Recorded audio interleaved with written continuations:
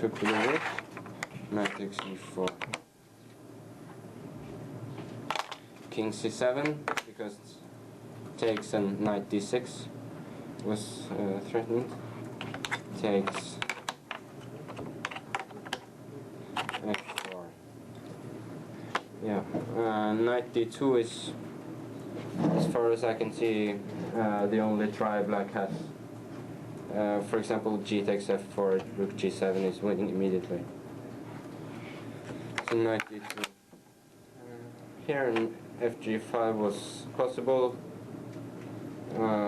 but I didn't really want to do this for some reason. I think knight takes f1. And now this should be winning, but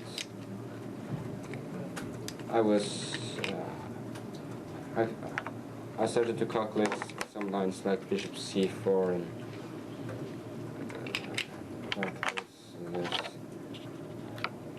Yeah, this should be winning after knight g8. Maybe this was a shorter way to win. But there was also a move like takes and rook f8 probably. But anyway, the game continuation is quite simple. Okay, knight e2. No, bishop e2.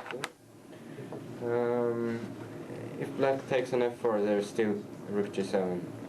So knight b3, bishop b3, knight d4. Yeah, here I had a choice between taking.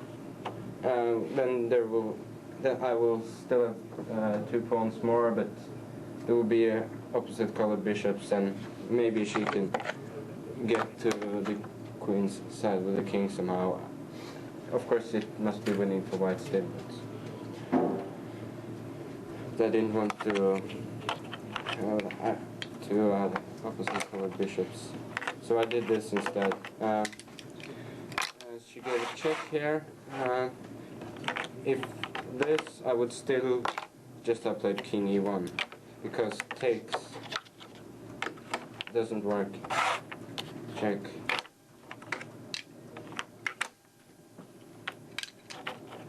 This, rook f2, and now for example, well, I have no good square for the rook, no for the bishop. Bishop d3 for example, then takes and rook d2, or this,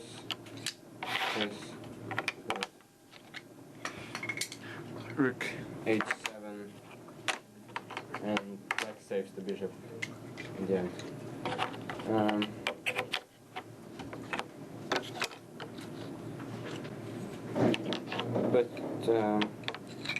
But anyway, as I said,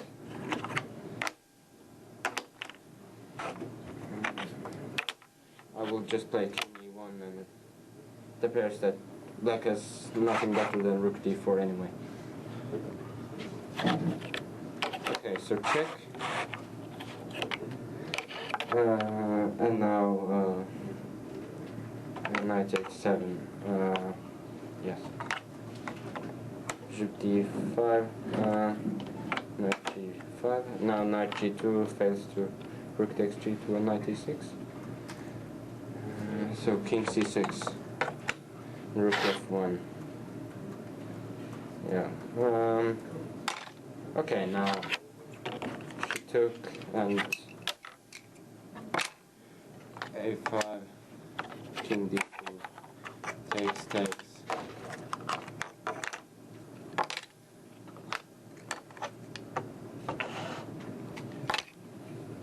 Well, this is simply winning for white, because if this pawn had been somewhere like f2, there might have been some chances probably, or maybe not. But since this pawn is so far away, and black cannot make use of the fact that this is a black square, it's quite simple for white to win. Okay. Okay, congratulations. How do you feel now that you're leading the tournament? This is beyond all my expectations, so it's wonderful. Yes. Well, you still have some strong opponents to go, so... Yeah, yes, sure, but... For now, it's very good. Yeah. Any questions?